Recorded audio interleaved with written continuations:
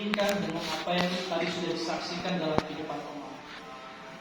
Beberapa hari belakangan ini ada satu orang anak muda yang viral, terkenal, bahkan video podcastnya dengan Deddy Corbuzier itu didengar lebih dari 10 juta orang.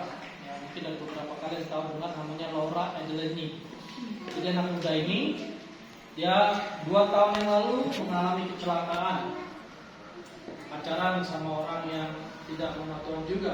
Bukan berarti si Laura ini mengenal Tuhan, tetapi yang saya tahu bahwa Laura ternyata orang Katolik, orang Kristen. Dalam podcast itu dia bercerita tentang pada akhirnya dia bisa menerima keadaan dia. Namun ada satu hal yang buat saya sangat menjadi garis besar perhatian tentang apa yang dikatakan oleh Laura. Dia bilang begini, dari 2 tahun lalu 2019 sampai 2021 ini, dan itu rekaman direkam sekitar 1 minggu yang lalu. Karena setelah 2 hari rekaman sama Deddy Corbuzier, Laura ini meninggal karena sakit yang dideritanya, tulang belakang itu kejepit syarafnya dan dia lumpuh dari perut ke bawah. Sehingga dalam keadaan seperti itu 2 tahun belakangan dia menyesal dan dia hidup di dalam depresi. Singkat cerita, beberapa hari yang lalu viral semua bahwa Laura yang diwawancara di Corbuzier ini meninggal karena asam lambung. Nah, ada satu kata yang dia katakan yang itu membuat garis besar apa yang coba kita renungkan pada malam hari ini. Dia bilang begini, ketika saya depresi, ada satu hal yang membuat saya terhibur, yaitu saya bisa melarikan diri dari depresi saya, kekhawatiran saya, kegelisahan saya, bahkan ketersesatan saya dalam pikiran saya. Saya lari kepada TikTok. Aku juga terkejut. Dia bilang, tahu nggak ternyata ya smart people dia ngomong sama Deddy Corbuzier, ternyata TikTok begitu-gitu ya bisa membuat saya bahagia. Walaupun kebahagiaan itu ya saya tidak rasakan, tapi sempat membawa saya lari dari apa yang saya alami dari depresi. Saya bisa ketawa-ketawa lihat konten TikTok.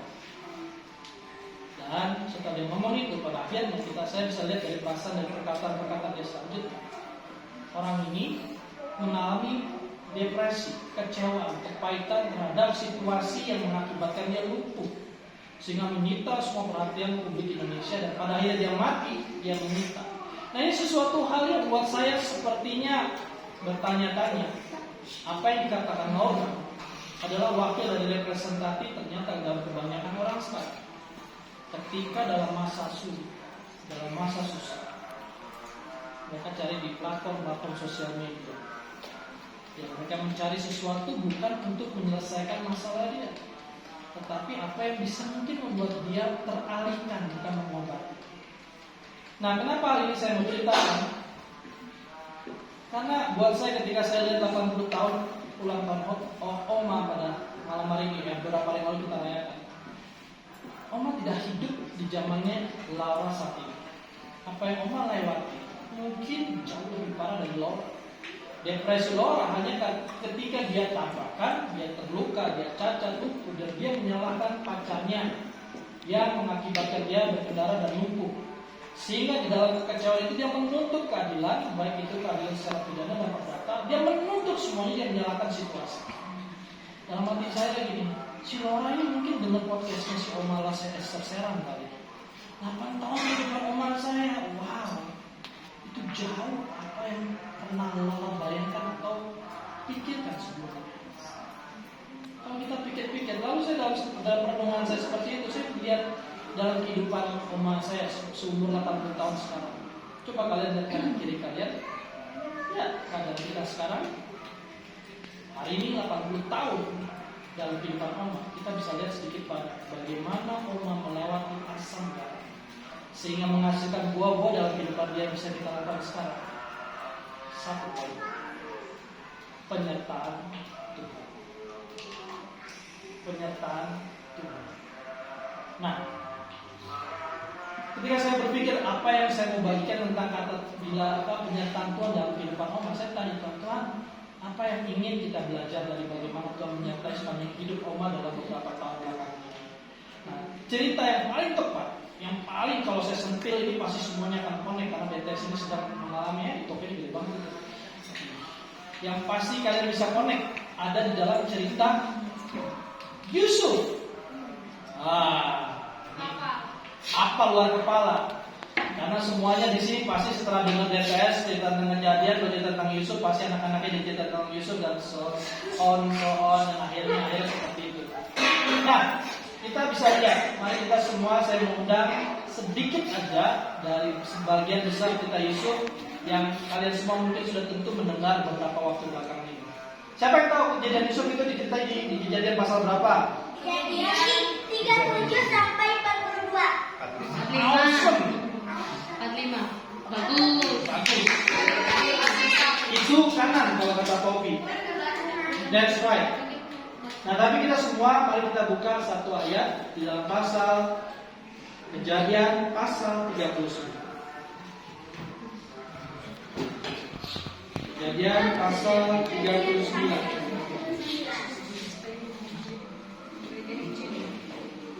Sudah semua lihat di situ? Ya.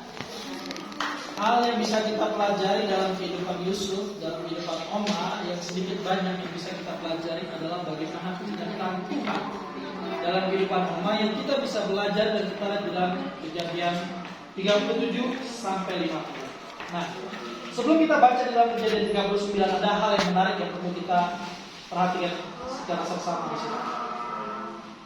Dengar baik-baik. Om Robi bukan mencerita kisah ya, tapi ini fakta menarik. Dikatakan seperti ini.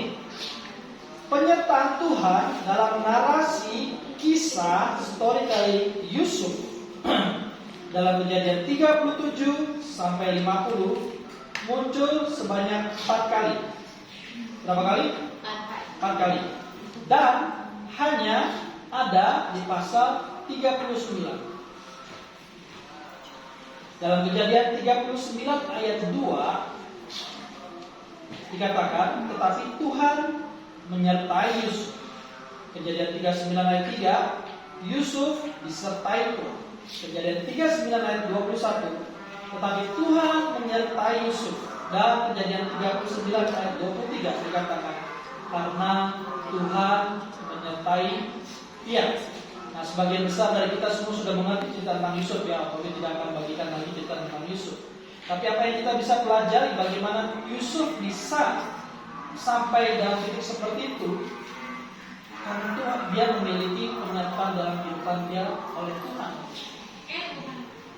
Dan Tuhan yang sama ini, yang selama 8 tahun hidupnya Oma, itu menyertai dalam kehidupan berapa? 80.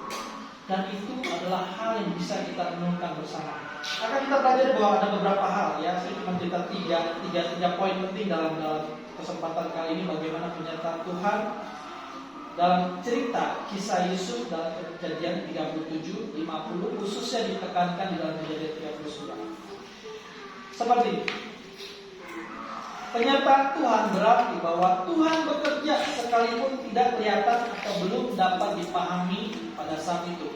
Dalam kisah Yusuf kita semua mengerti, kalau kita urutkan dari awal, tidak ada satu orang yang mengira, menebak apa yang akan terjadi dalam kehidupan Yusuf. Bahkan kalau kita mengalami, merasakan apa yang Yusuf alami, tidak akan pernah sampai mengalami apa yang Tuhan maksudkan dalam rencana Tuhan dalam kehidupan Yusuf. Dan ini yang kita bisa mengerti dalam kehidupan Oma. Kalau kita lihat siapa yang di sini sudah, nanti akan Oma sedikit banyak singgung tentang cerita dalam kehidupan Oma. Tetapi kalau kita bisa melihat keadaan kita sekarang, saya tidak bisa bilang bahwa apa yang Oma atau kita semua rasakan sekarang adalah bagian dari keberhasilan penyertaan Tuhan dalam kehidupan Oma.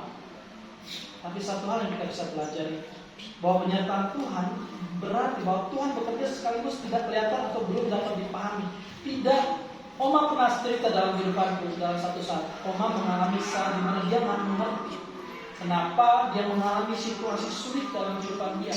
Ketika yang paling saya ingat ya, saya tidak ingat di masa Oma pada saat itu dengan om tante saya. Tapi yang saya masih segar dalam ingatan saya, Oma waktu itu ada Om Novi dan Tante Besla. Oma punya salon di Peru. Oma menghidupi Tante Besla, Om Novi yang sekolah. Ya nanti kalian bisa dengar ceritanya bagaimana Om Novi bisa sekolah seperti itu. Itu buat saya nggak masuk akal. Karena Oma cuma mengandalkan pekerjaan Tuhan, pekerjaan Oma sebagai potong rambut dan berharap dari orang-orang yang datang di rumah Peru yang waktu itu saya bisa lihat gambar masa kecil saya yang sangat-sangat sederhana. Waktu itu saya cuma berpikir, bahkan bapak saya yang dulu marahin saya, dia bilang, Oma ini mau jadi apa kehidupan ini, masa depan suram. Karena waktu saya memutuskan untuk menerima Tuhan, bapak saya itu bilang ini, kamu ikut Kristen mau jadi apa? Lu nggak jadi apa-apa, percaya kata saya, kata bapak saya. Mungkin waktu itu kalau saya coba berpikir juga dan bapak berpikir juga, ini mau kemana kehidupan beberapa tahun yang akan datang setelahnya. Fase-fase itu sungguh kita nggak bisa mengerti. Tetapi dalam masa-masa itu, saya melihat seperti yang tadi Om dan semua orang saksikan, bahkan Devi itu nangis karena Devi sendiri melihat penyertaan Tuhan dalam kehidupan Oma itu sangat luar biasa. Pada saat itu nggak ada yang bisa mengerti kenapa Oma bisa mengalami. Namun sekarang kita bisa lihat maksud dari segala sesuatunya ketika Tuhan menyertai dalam kehidupan Oma. Salah satunya apa yang bisa kita lihat sekarang, 80 tahun kehidupan Oma bisa sampai seperti ini. Masih ada 2 lagi. Penyertaan Tuhan berlaku bagi mereka yang hidup benar di hadapan Allah. Nah, ini salah satu menarik ketika Tuhan bekerja dalam kehidupan Yusuf. Meskipun Yusuf di dalam tekanan, meskipun Yusuf di dalam fitnah, dia tetap berlaku benar. Saya nggak akan menceritakan lagi tentang bagaimana Yusuf di dalam kisah Potifar dan segala macam. Tapi saya mau mengambil suatu contoh kesaksian yang terjadi ketika pengalaman saya dengan Oma waktu di emergency 2017. Itu lama. 2017. Itu beberapa tahun yang lalu. Saya waktu itu masih ada almarhum Tantoni, karena Oma waktu itu lagi sakit, dapat serangan jantung. Karena dulu mau ke rumah sakit itu cukup jauh, nginepnya di rumah Tantoni, di rumah Devnya sama Tantoni waktu itu. Beberapa hari Oma dapat kena serangan jantung, 5 hari baru dia pergi ke rumah sakit, masuklah ke UGD. Waktu di UGD, karena saya punya pengalaman tentang hal-hal medis, karena dulu saya sering ada keluar masuk segala macam banyak hal, jadi yang mengurusi masuk keluar masuk rumah sakit dan berkomunikasi dengan dokter itu saya. Waktu dokter rumah sakit emergency itu baca rekam jantungnya Oma, dia terkejut. Ini ibu sudah kena serangan jantung beberapa hari yang lalu, dan harusnya serangan-serangan jantung seperti itu, nggak usah banyak tanya pertanyaan deh. Kita lihat beberapa hari ini banyak sekali orang yang tiba-tiba mati hanya karena masalah sepele, serangan jantung, gagal asam lambung. Salah satu di Selora itu tiba-tiba mati karena asam lambung. Tapi ini Oma yang super, bukan karena dia kuat, bukan karena, tapi ketika dia berlaku benar. Karena ini yang dilakukan Oma yang saya ingat yang bisa kita lakukan dalam menjadi pelajaran malam hari ini. Dalam situasi sulit dia merasa bahwa jantung atau hal-hal yang tidak bekerja dalam kehidupannya dengan baik, tapi dia menyatakan kebenaran. Dia bilang begini, saya, Tuhan, inilah firman Tuhan yang mengatakan, walaupun saya segala macam, tapi saya percaya hidup dan mati ada dalam kuasa Tuhan. Saya perkatakan jantung saya, dan itu adalah kebenaran. Penyertaan Tuhan bertemu dengan kebenaran itu akan melihat kuasa Tuhan menyatakan dalam Tuhan. Yang ketiga yang saya mau kasih kesaksian berkaitan dengan Oma pada malam hari ini adalah penyertaan Tuhan berarti bahwa Tuhan dapat menggunakan orang-orang atau siapa saja untuk kehendaknya. Saya ulangi, yang ketiga. Penyertaan Tuhan berarti bahwa Tuhan dapat menggunakan orang-orang atau siapa saja atas kehendaknya. Dalam ceritanya Yusuf bisa tahu ya bahwa Yusuf dibuang karena kakak-kakaknya mau membunuh dia. Bahkan Tuhan pakai Potifar, Tuhan pakai orang-orang di penjara itu untuk mendakwa Yusuf, juru minum. Tetapi saya mau kasih tahu sama kalian, ini kesaksian ya. Sebelum COVID datang, tahun berapa COVID datang? Lockdown tahun berapa? 23 Maret ulang tahun Kayla. Beberapa hari sebelum ulang tahun Kayla, Oma dipanggil sama Mami Sheryl. Dan Oma katakan tidak untuk pergi ke Malang. Tidak untuk pergi ke Malang.